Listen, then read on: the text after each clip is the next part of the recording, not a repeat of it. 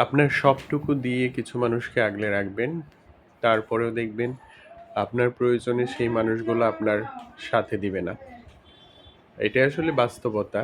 পৃথিবীর এই বাস্তবতা আপনাকে মেনে নিয়ে এগিয়ে যেতে হবে।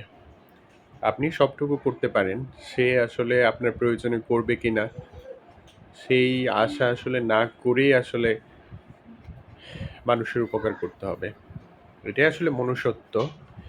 কিন্তু মাঝে, মাঝে দেখবেন খারাপ লাগবেই। সেই মানুষটা আপনার যখন বিপদ-আপদ হচ্ছে তখন আপনাকে সাথে দিচ্ছে না।